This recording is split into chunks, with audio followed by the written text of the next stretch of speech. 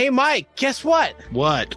Mike, raging rivers, hungry bears, drastic avalanches, roaring seas, no matter how prepared you are, a walk in the woods can go from innocent to disaster in the blink of an eye. Yeah. When pushed to their breaking point, humans are capable of astonishing things that you would never thought of possible. Yeah.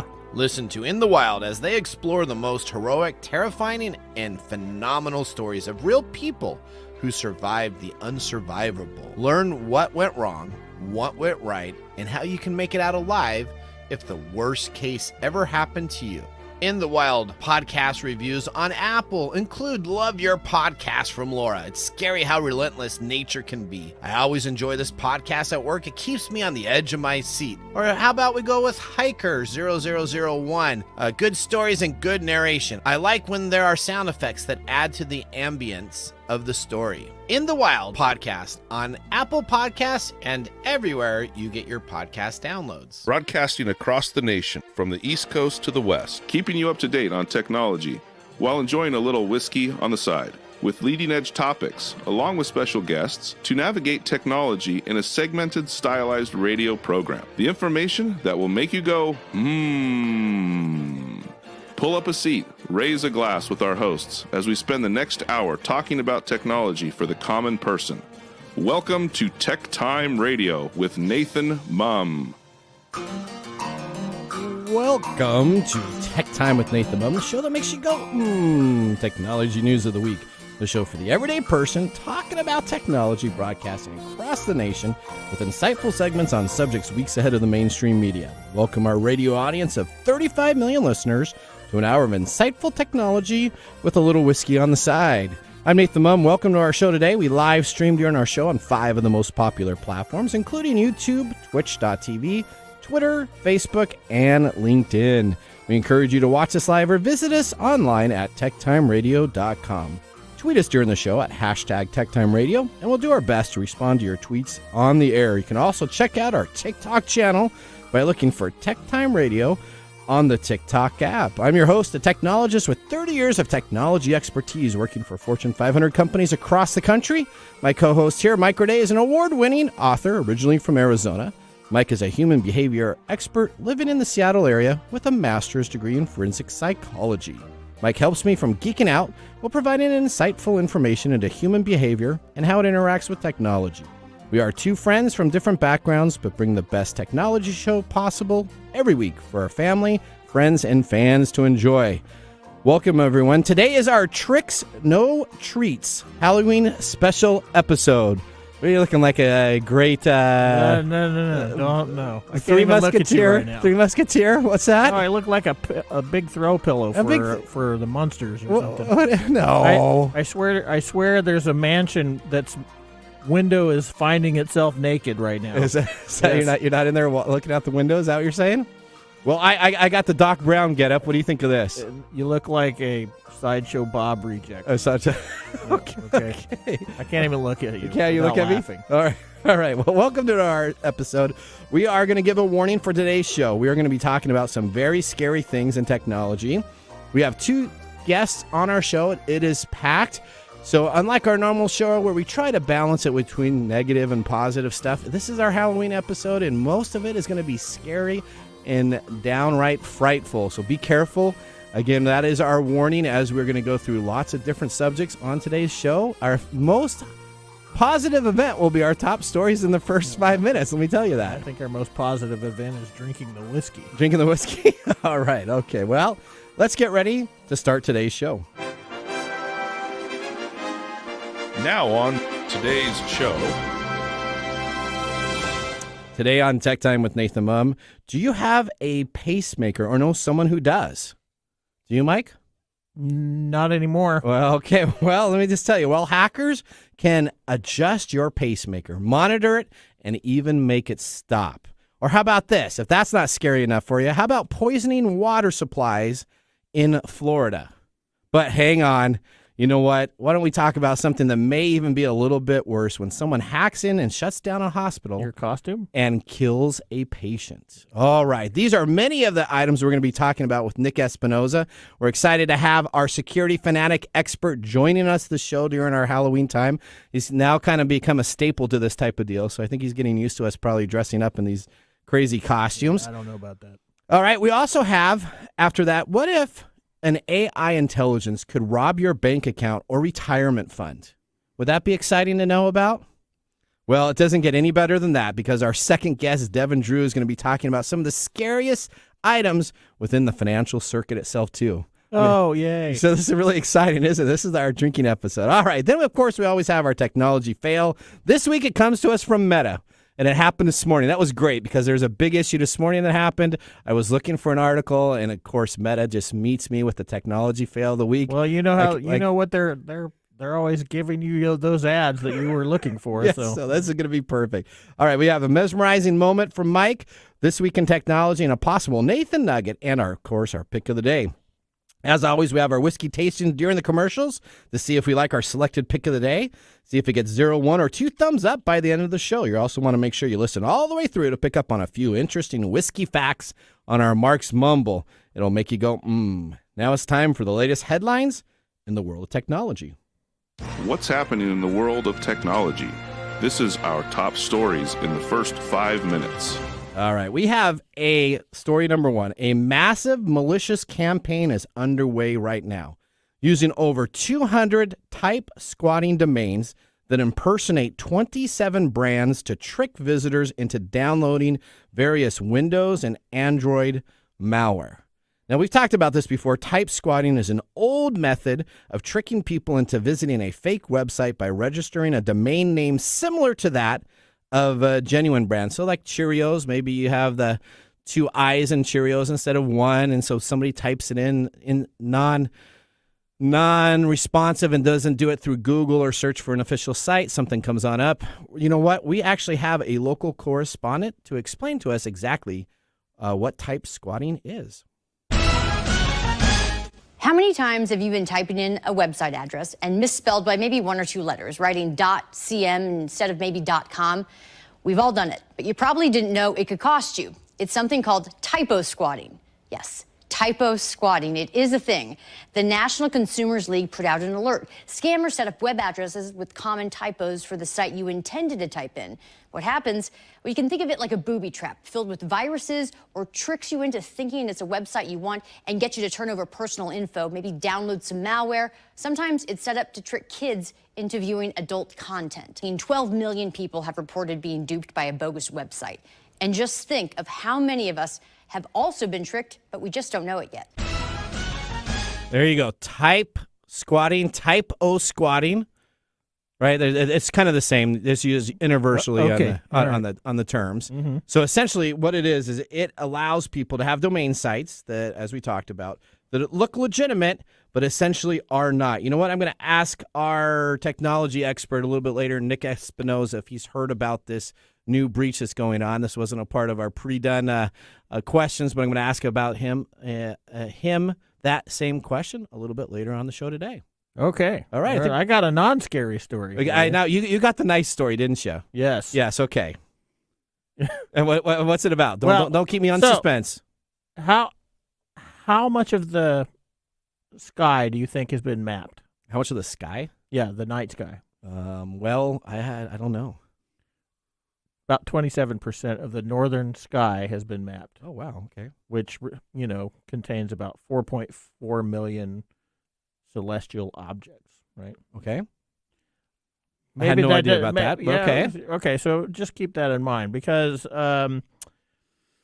SLAC, the scientist at the Stanford Linear Accelerator. Not the app for the application No, Slack, not Slack. Okay. The Stanford Linear Accelerator Center labs have been working for the past 7 years to create a digital camera, which will be launched soon, called the LSST camera. This stands 4, The Legacy Survey of Space and Time. It's a digital camera that's about the size of a small car and weighs about 3 tons. It's the size of a car. Yeah. Okay.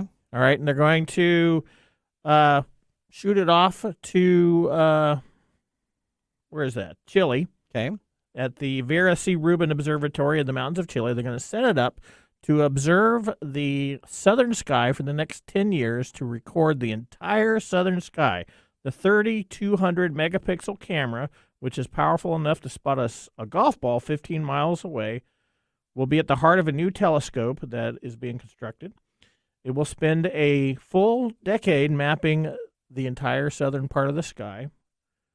And it predicts that it will help them discover 17 billion new stars as well as 6 million new objects in our own solar system. So I asked you that original question because we've been observing the night sky for so long, and we've only covered about 27%. So this is supposed to cover up to 50% of what is the complete sky. So they're going to find other planets then? Well, they're already finding new planets, but this is going to map. This is going to map and reveal. It's going to reveal new objects. It's going to give scientists insight into the time evolvement of the universe, and basically, you think they're going to find Romulus? Sure. Or how about Vulcan? You think they'll find those far away? Yeah, sure. I knew we were going to, slip into some science fiction here. Just waiting for that to happen. Okay, they probably won't see those. Well, they could though, right? If you're going to be able to see that, you'd be able to see like George Jetson going across planet to planet. Okay, only in the mind of Sideshow Bob. Okay. All right. So, yeah, but that's what's happening. When is that expected to be released? It's expected to go into service in May next year. All right, May next year. All right, we'll go to story number 3. All right, Ed Sheeran was hacked. Is that the right way to pronounce it? Sheeran. Is it Sheeran? Ed Sheeran. I've been listening to him on the way to here. Okay, well, did you listen to the hack version of his music or the real release version? Oh, I hope the real release version. He could have gotten the hacked version. Hackers have stole the singer's unreleased music is finally jailed. We're going to go to our correspondent across the pond in London and give us an update on this. Adrian Kialkowski, a hacker from Ipswich in England, who stole 2 unreleased songs by Ed Sheeran, has been sentenced to 18 months in prison, according to the BBC. Adrian sold Sheeran's tracks along with 12 other sports songs. American authorities launched an investigation back in 2019. Investigators eventually linked Adrian to the email EDSH address, SPEDAC, used with a cryptocurrency account involved in the case. Further, his UK address was linked to an IP address. UK prosecutors said Adrian got his hands on the unreleased tracks by hacking into their cloud-based accounts. All right, cloud. So let me just tell you this. So this is something that these hackers, they got to be better than like 101 level hacker. Okay, so if you're hacking into something and you got the cloud services, it was probably some cloud shared services. That's the promoted thing about cloud systems, right? Is they're secure. They're secure. So he not probably hackable. So he probably got some back-end password. He gets in the cloud system, and then he threatens to release these albums on the dark web. Mm-hmm. And then instead of being encrypted or using any good VPN services, he just signs up to do the transfer on a standard Bitcoin exchange, which is tied to his email address, to his account, which then essentially leads them back to the place. So stupid criminals, number one. If you're going to try to make money, if you spend all the time hacking, just because he's superb at computer language doesn't mean he is financially sound-minded. Well, so you gotta make sure you have back-end doors so that you don't have a public Bitcoin address that you send the information to and the money to that people can track you down. Is this a PSA to all those hackers out there that are... Yeah, PSA number one. I'm going to ask Nick about that, too. That just kills me that you actually got caught. All right, well, we don't have a story for because we are going to be packed with lots of interviews today. So up next on our segment, Technology Insider with Nick Espinosa, we're going to continue our Halloween episode, Tricks, No Treats. We also have our second guest, Devon Drew, the founder of DFD Partners. We're going to be back in a moment to give you the scary stories that we have for you. You're listening to Tech Time Radio with Nathan Mumm. Hey, Mike. Yeah, what's happening? Did you know for every $1 spent on email marketing, you receive $36 in return? That's pretty awesome, right? Yeah. But It's all so complicated. All those advanced tools and features, you don't know how to approach them at all. What if there was an email marketing platform where you don't have to rack your brains to get started? A tool that's not overloaded with unnecessary features you don't want to pay for, and believe it or not, has a support team available 24/7, even on the free plan. There is a solution, Mike. Let me introduce you to Sellzy, a tool that makes email marketing as easy as 1, 2, 3. With Sellzy, you can launch your first campaign in 15 minutes. No coding required. A very easy to use, intuitive email builder with over 300,000 gifts and stickers to choose from, and 500,000 plus free stock images, a customizable countdown timer, and more. Create emails for any business goal, from e-commerce to nonprofits. Easily create automated email sequences for your business. Get 24/7 support via chat, email, and phone, even on the free plan. Sellzy has just launched a special deal. You can now get a lifetime access to all Sellzy features for just $49. All the core features, unlimited emails, automation, segmentation, advanced analytics for the price of 10 lattes. Sellzy is the easiest way to start selling with emails. Try it now. Click the link in this episode description on TechTime Radio to get that special deal. No commissions or hidden fees. To learn more information, visit them at the simple and easy site to remember. Just go and visit sellzy.com. That's SELZY.com. The easiest way to send emails.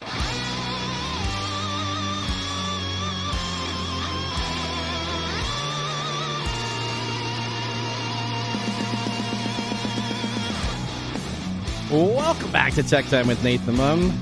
Tech Time Radio is a weekly hour technology show that talks about current technology in a simple format without having to geek out. Brought to you by myself, Nathan Mumm, and Mike Gorday. We just had our first whiskey tasting during the break, and now let me tell you about what we are sipping in our pick of the day.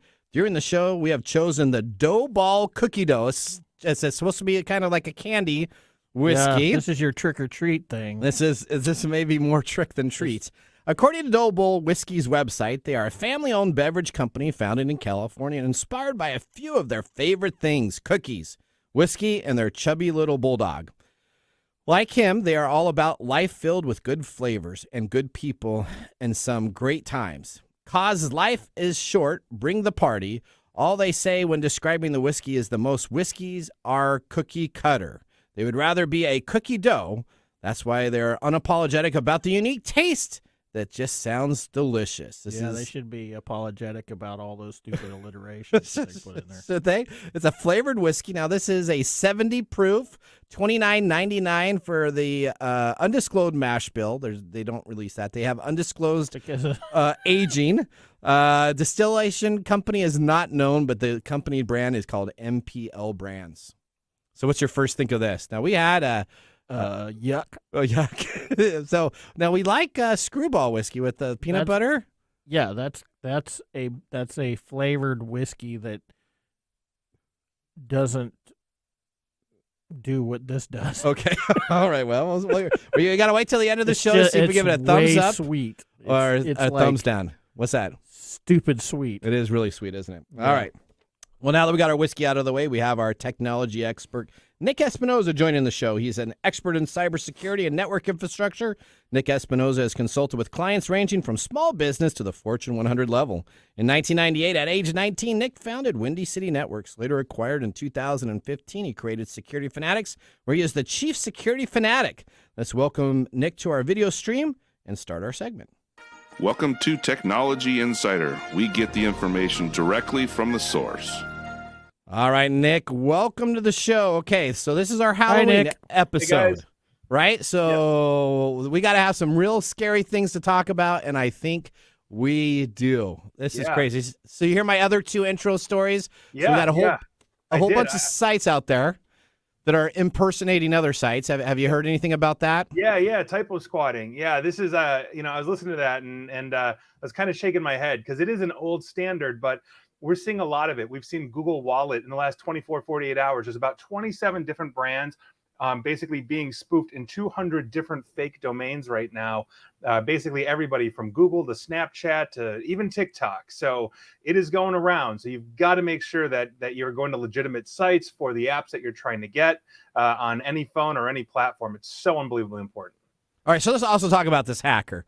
So this hacker breaks into Ed's music. He steals some music, and then he has ransomware to be paid on a public traded Bitcoin exchange. Now, what is that about? Yeah, so first things first, can I just say I think the scariest part of that entire story is that Ed Sheeran actually releases music. Outside of that, yes, going in and are you not a fan? I'm good.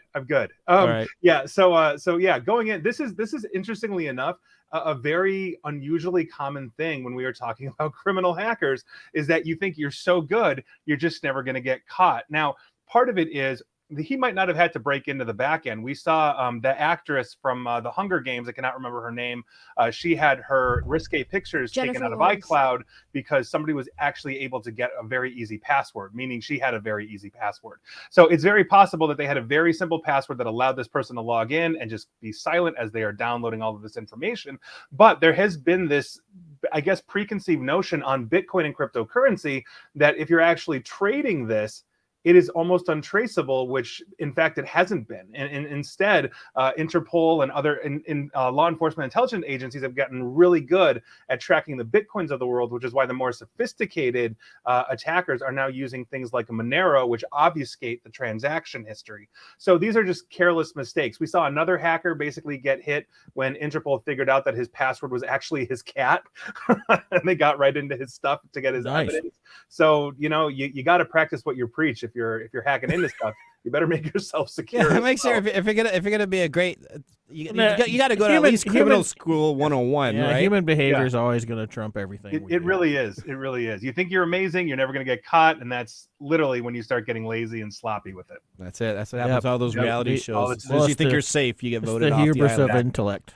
All right, Nick, let's start out talking about water. H2O. It's a very important thing for us to have, right? So some people in Florida have to worry about hurricanes and alligators, but now they have to worry about their water supply. What's going on with this? Yeah. So this one actually is really terrifying. And here's what's going on. I mean, you want to talk about spooky stories for Halloween. Basically, around 8 a.m. on a Friday morning in February of last year, 2021, an employee at the water treatment plant of Oldsmar, Florida, basically noticed that his mouse cursor was moving strangely on his computer screen. It was out of his control. That is what he was basically reporting to the police. Now, initially he thought, oh, maybe it was his boss using the remote access utility that they use called TeamViewer and all of that. But a few hours later, he basically noticed that his mouse was moving out of his control again. But this time, instead of checking on things, it was actually going through the treatment plant's control system. And within seconds, somebody basically ramped the supply of sodium hydroxide, that's also known as lye, basically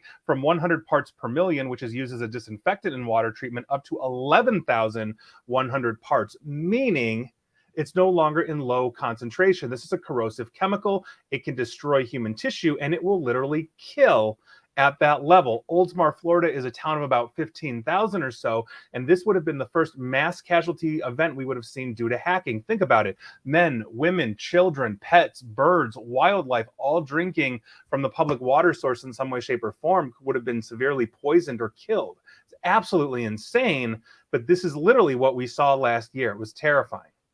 All right, so we go from our water supply. Well, we assume that they got a handle on that before it could actually happen. Yes, because we haven't heard about it. So that employee, the town population has decreased by 82% over the last. No, just joking. Yeah, they're all now zombies. No, the employee found it almost immediately and was able to reverse it. You know, shut off the system for remote access. And so if that person hadn't been there just on the job, we literally would have seen people dropping. It was just thinking that person was at home. Human behavior. There you go. You trumped each other. We got to win there so far. All right, let's go a little bit more scary. Let's go into these pacemakers, right? So I have a friend that uses these. I know people at work that have pacemakers. This is an important device that controls your heartbeats. I hear that there may be some authorizations that could happen to these devices. Tell us a little bit more. Yes, and this is why cybersecurity, one, we don't sleep at night, and two, we have our own wing of Alcoholics Anonymous. Now, That's right. here's what's going on. In 2017, almost 500,000, about 465,000 pacemakers were recalled by the FDA. That's the U.S. Food and Drug Administration. So, if you're wondering why, it's because essentially, as demonstrated on stage at the Black Hat Cybersecurity Conference, we found a huge problem with the Bluetooth connections. Now, these pacemakers essentially could be hacked, and an attacker could run the battery down to basically kill the pacemaker so it wouldn't actually make pace, if you will. They could even alter the settings of the pacemaker, to ramp it up, turn it up to 11, and literally kill you with your own pacemaker. Now, obviously, recalling 465,000 pacemakers is a huge problem for any maker. And so what they had to do instead, because again, you can't really do invasive surgery on 465,000 just to swap this out, they pushed a firmware update for the Bluetooth to get this thing fixed. Now, that said, because of that event, we know that there's at least one person on the planet that has a modern pacemaker but does not have that wireless Bluetooth there. The wireless and Bluetooth are obviously there for the doctors to very easily attach to the pacemaker to make adjustments, get readings, do whatever they got to do. But there's one person that does not have a pacemaker. He has a physical port on his body, which I'm sure is fun for both him and his doctor. You guys care to guess who that is? Who is that? Anyone? Well, I wouldn't know. You would know? Who is that? This would be former Vice President Dick Cheney.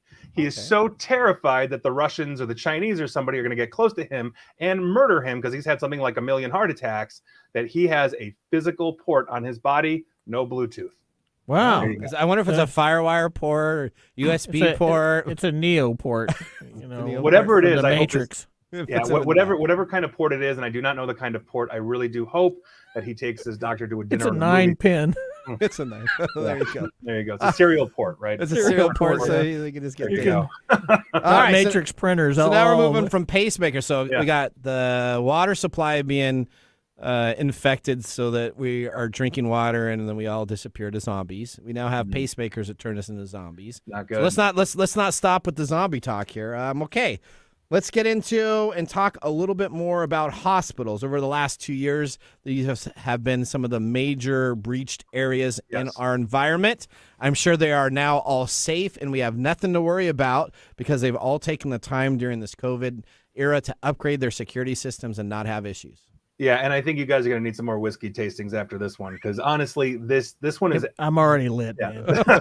Okay, well, good, as you should be. Now, this one actually is really sad news. We have, unfortunately, thanks to a lawsuit that was filed last year, basically the first, what we believe is the first confirmed death as a result of a ransomware attack against the hospital. Now, this is essentially what happened. In 2019, a ransomware attack hit Spring Hill Medical Center out of Mobile, Alabama.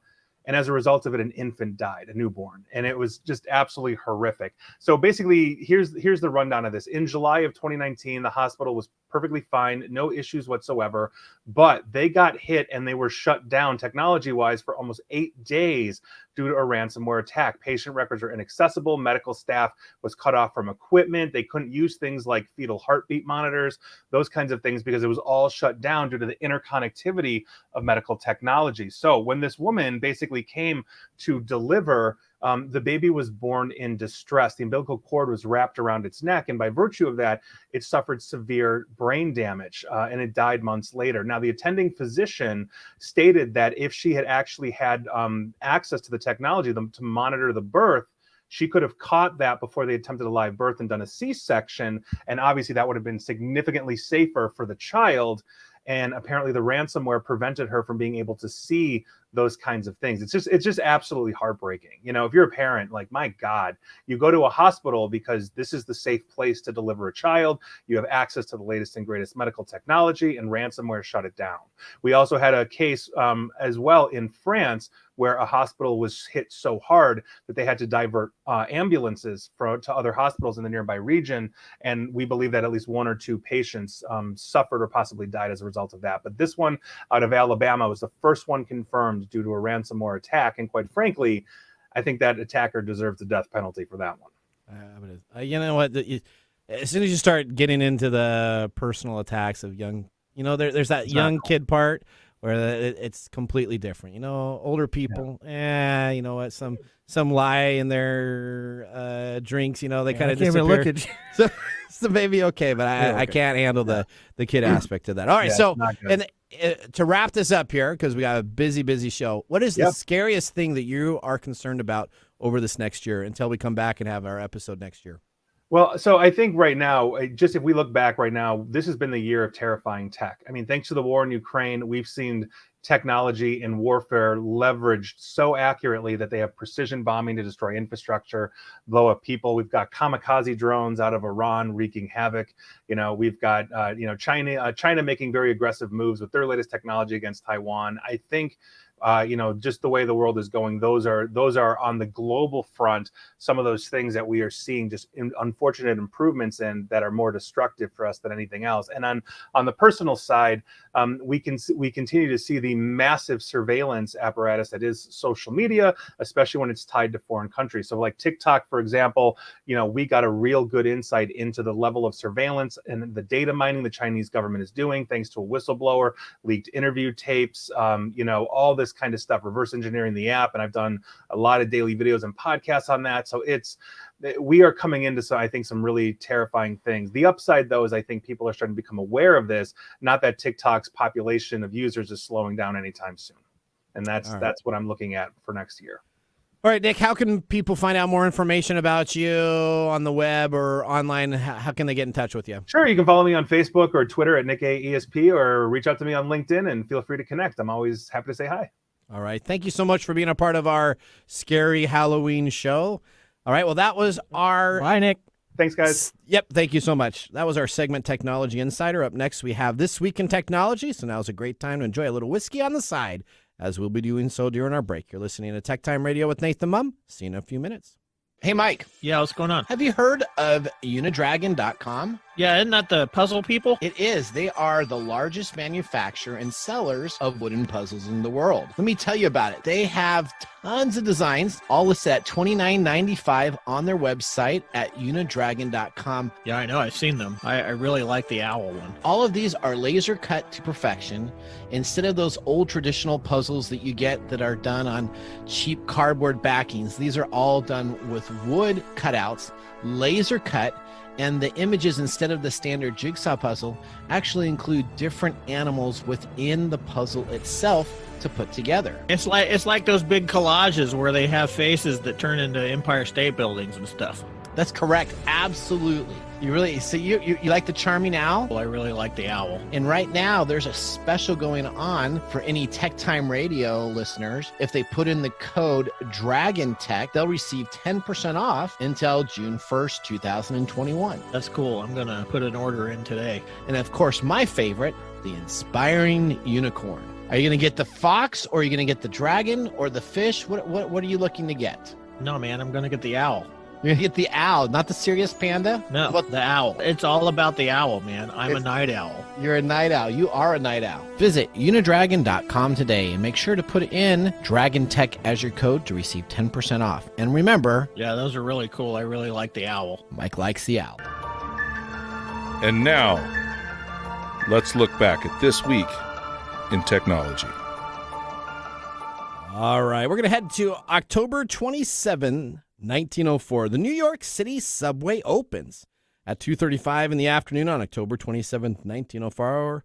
1904. New York City Mayor George McClellan takes control of the inaugural run of the city's innovative new rapid transit system called the subway.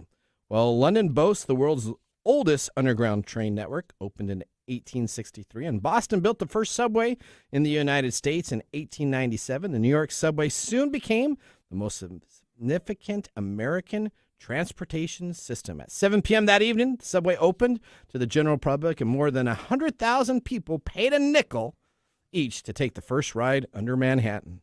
This was a pump-action sleigh, looking like what we depict as a Santa sleigh, with 8 carriages that transported people under the city of New York. Every day, some 4.5 million passengers take the subway in New York. New York subway is the only rapid transit system in the world that runs 24 hours a day, 7 days a week. No matter how crowded or dirty, the subway is one of New York's institutions that few New Yorkers or tourists could do without. Well, that was This Week in Technology. Have you ever wanted to watch some TechTime history? With 2 years of videos, podcasts, and blog information, you can visit techtimeradio.com to watch our older shows or join the Tech Timers Facebook group to talk with us live all the time. We're going to take a commercial break here. When we return, we have Mark's Mumbles Whiskey Review, a special interview with Devon Drew, the founder of DFD Partners, is going to be joining us. He's going to be talking to us about the digitalization of financial services, the good, the bad, and the scary. Ooh, all right. Well, we're going to now take our commercial break.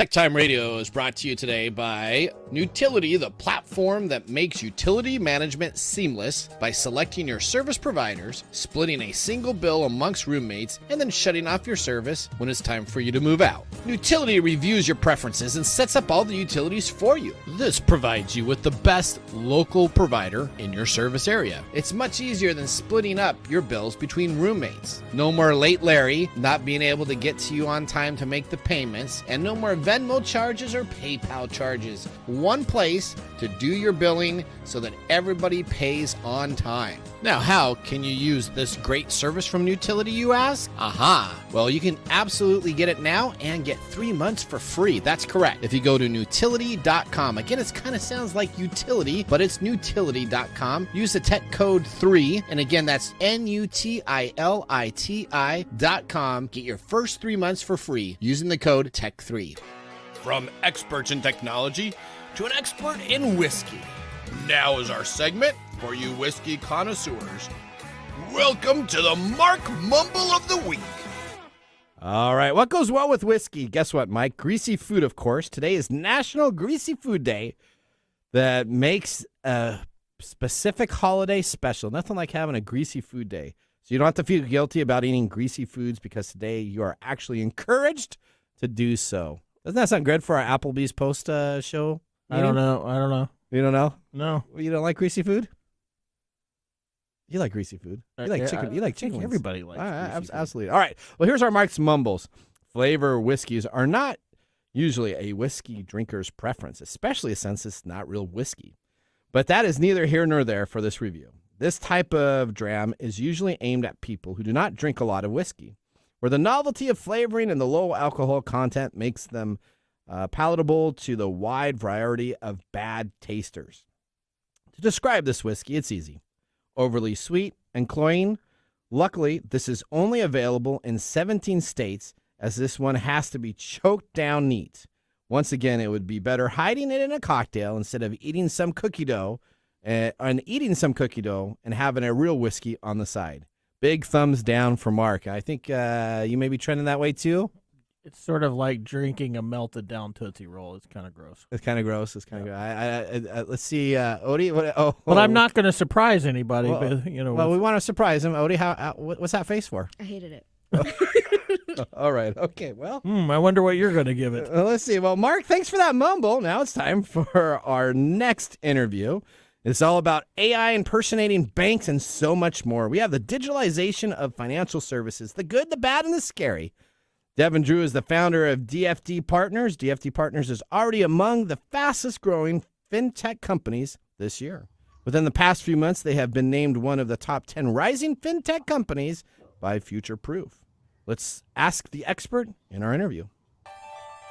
This is a segment we call Ask the Experts. All right, Devon, welcome to the show. Okay, so this is our Halloween episode, I'm sure.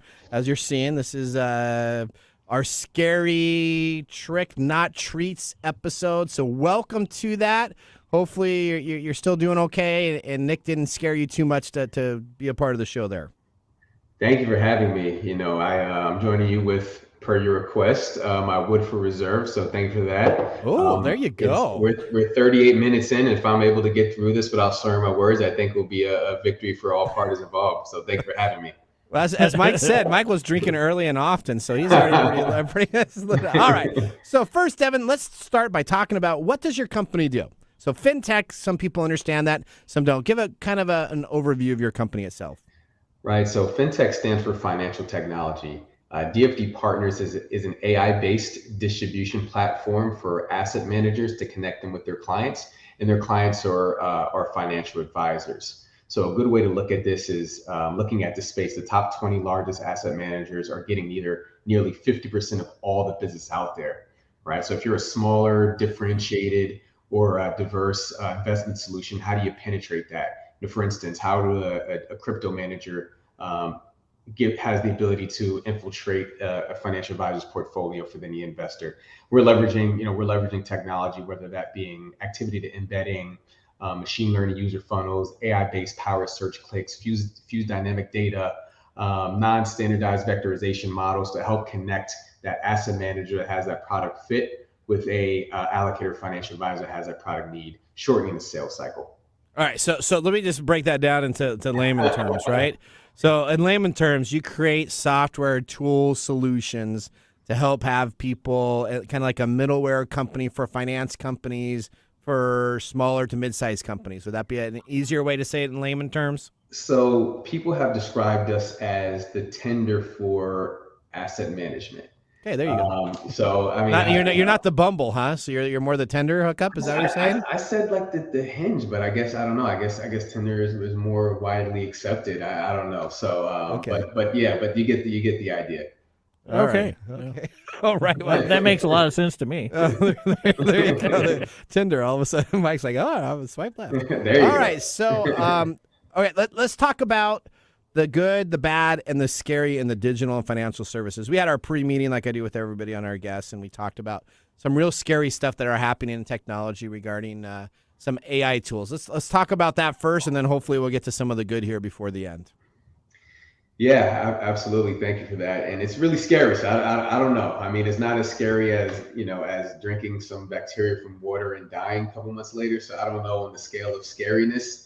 But yeah, there's some really scary things out there with artificial intelligence, being able to dictate and predict how the end clients for these wealth managers and asset managers communicate via email and communicate via even text.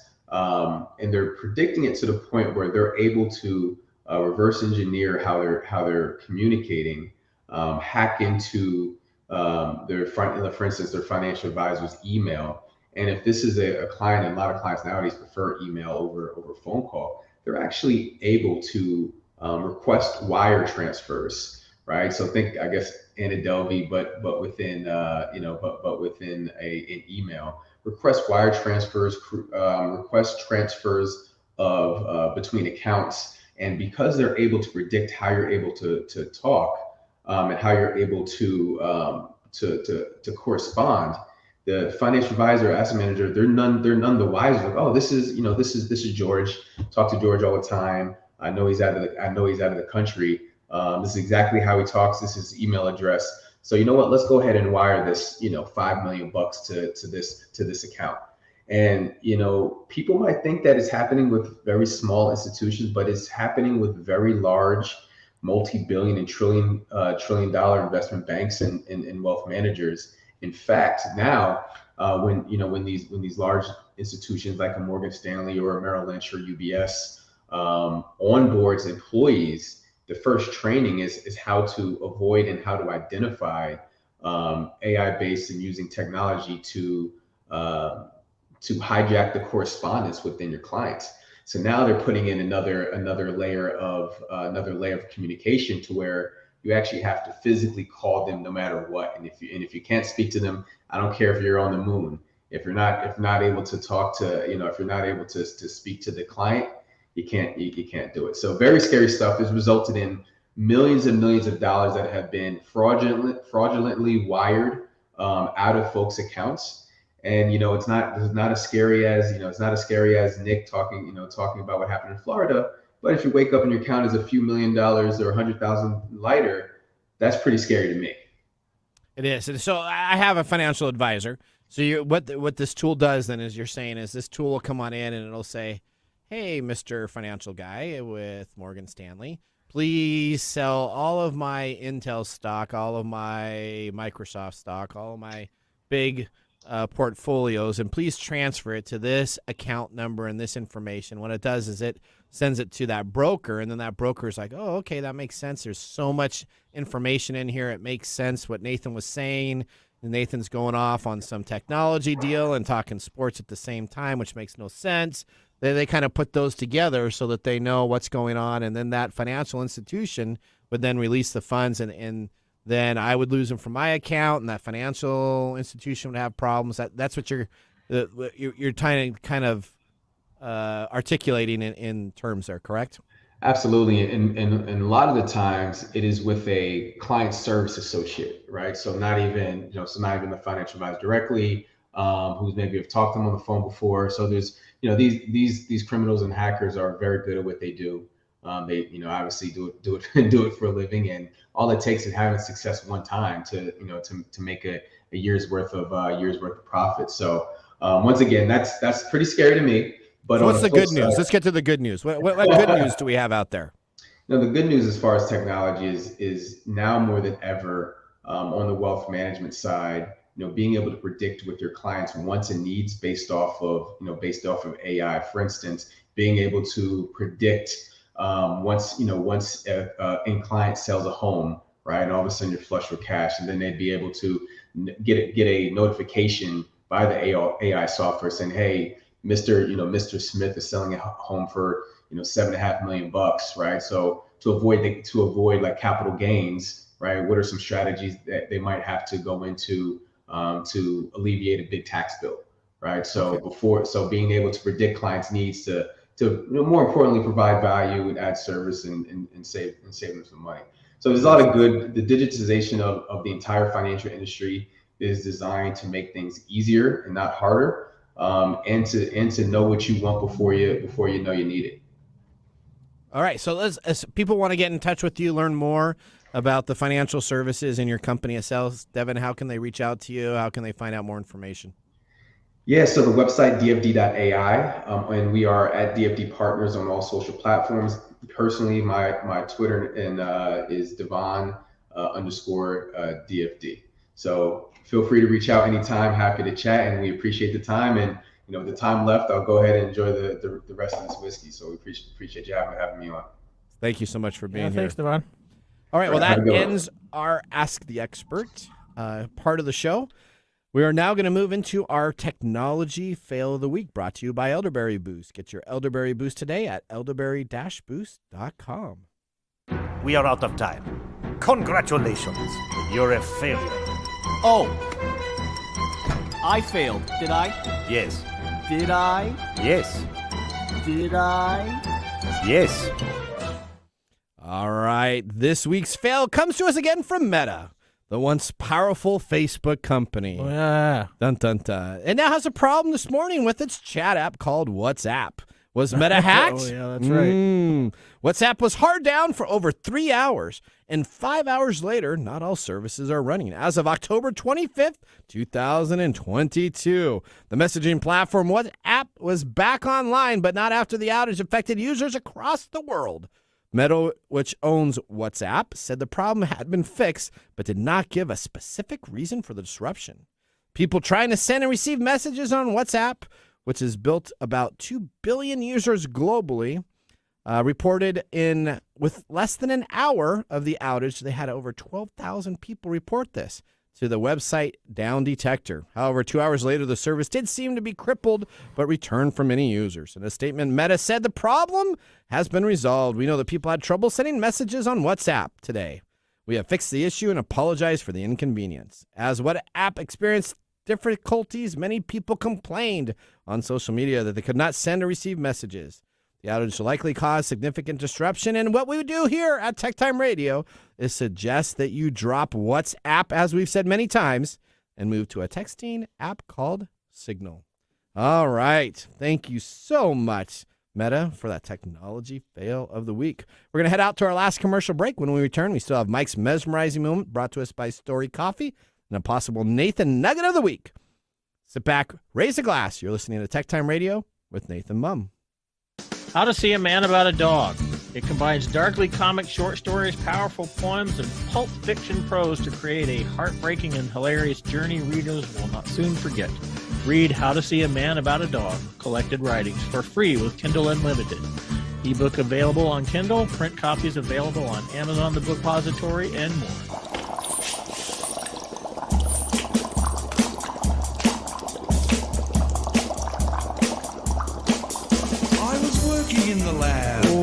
Welcome back to Tech Time. I'm your host, Nathan Mumm. Now it's time to get to our segmented highlight of the day, which is Mike's Mesmerizing Moment, brought to us by Story Coffee.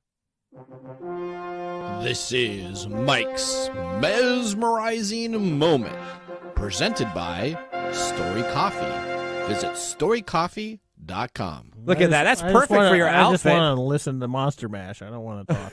You want to talk? Well, here's the question. What's your biggest scare in technology within the next 10 years? What's my biggest scare? I'm going to answer that with an Ian Malcolm quote. You know, Jurassic Park. Yeah, I do know that. Right. We are so preoccupied with whether we could that we don't ask ourselves if we should. Okay. So our bent for progress always overshadows the responsibility that we are taking for it. Okay. We can't plan out. We don't plan out these things that is adequate enough for somebody to come in behind us and take advantage of it, like we've been talking about all day today. So life has a way. Is that what you're saying? No. No. I'm not talking about life has a way. I'm talking about the problems that we create by jumping headlong into progressing technologically and in every way we do as human beings, that we create problems that we don't anticipate. You know, I'm going to have a robot dog running around my house, probably made from China, that is going to be having a camera in there. Probably spying on everything that you do. That I do, and I'm going to be so excited about it. And they're going to be sitting over in China going, what the heck is this guy all about? Right, what are you laughing about? I don't know. She's been cracking up for the whole... What's so funny, Odie? Well, Mike's over here like just thinking about the imminent doom of technology, and you're like, I'm going to have a little robot dog. It's going to it'll do woof woof. That's right. See, I just embrace it. I'm okay. You know what? We'll just have everything out there. I do a little of that too. Okay. I do a lot of online stuff. I'm not as technically oriented as you are. No, you're pretty technical. You give yourself a lot less chops than what you really are. You're pretty technical. Okay, well, I don't know about that, but human beings are always concerning because we are the facilitators of our own doom. All right. Well, let's go now to our Nathan Nugget of the Week. This is your Nugget of the Week. All right, so this is my rant. So I didn't get to rant about this. Oh, yeah. What are you going to rant about? Okay, so let me just tell you. Elon Musk posted and then deleted a meme showing Trump, West, and him as the three musketeers, each owning their own social network. You gave me this? Are you serious? I'm dead. Is this why serious. You gave me this stupid Well, costume that kind of leads into it. If I was wearing it, I let you choose what you wanted to wear. Okay. So I feel like I just got set up. Yeah. Okay, so if Musk goes through with the purchase of Twitter, which musketeer, he'll be a musketeer. Oh, I like that. So essentially, it is rumored that he's going to try to buy it maybe on Friday, but he said that like a week and a half ago and 4 months ago. So until he actually writes checks and until people start complaining on Twitter that he's in charge, I'm going to give that a little bit of a pause. You got Donald Trump that owns his Truth Social that nobody uses, and now you're going to have Kanye. Yay. Kanye West. Yay. Kanye West maybe own a deal for Parler. Now I don't know. I don't know. After what happened today, he might not be doing that. So let me just tell you, if we want, Adidas kicked him to the curb. I did see that. So if we want Facebook to fail, we can't have these people creating social media networks as the equivalent to switch to. We need someone to come on out. So here's my rant. We need a company to come on out, not be ultra conservative and a little bit on the crazy side. To come out with a standard level social media platform so we can get rid of Meta. Otherwise, Meta will exist because it'll be the least of the worst common denominator to go and express yourself on. Well, that's an interesting rant you got there going on. So I made a bet about 6 months ago that I think Facebook and Meta are going to dissolve within about 5 years. And he said there was a great story you were talking about this morning before we came on the air here regarding some issues that Zuckerberg's been faced where he's been asked to he's always facing all kinds of problems, and there's no surprises when these things are all part of the the national schema, Yeah. and they have their lifespan. Yeah. You know, I don't know if you can justify it through wearing a costume Through of a musketeer. Yeah. But you know, these things are part of the national personality of America. All right, well, let's get on to our pick of the day. Yeah. And now Hey, our we got pick the of the music. day for our whiskey tastings. Let's see what bubbles to the top. All right, we got Dough Ball Cookie Dough Whiskey. 70 proof, $29.99. This seemed to be your favorite. You were enjoying it during every commercial break like you have never had this great type of whiskey. What would you give, a thumbs up or thumbs down? That's a no. No? That's a thumbs down for me. Thumbs down for you? I'm pretty sure I can speak for everybody here that was a thumbs down. It was a thumbs down. Thumbs down for myself also. It was not good at all. All right, thank you for joining our show today. Remember, the science of tomorrow starts with the technology of today. Bye-bye. TechTime Radio. We hope that you had a chance to have that moment today in technology. The fun doesn't stop there. We recommend that you go to techtimeradio.com and join our fan list for the most important aspect of staying connected and winning some really great monthly prizes. We also have a few other ways to stay connected, including subscribing to our podcast on any podcast service, from Apple to Google and everything in between. We're also on YouTube, so check us out on youtube.com/techtimeradio, all one word. We hope you enjoyed the show as much as we did making it for you. From all of us at TechTime Radio, remember, mum's the word. Have a safe and fantastic week.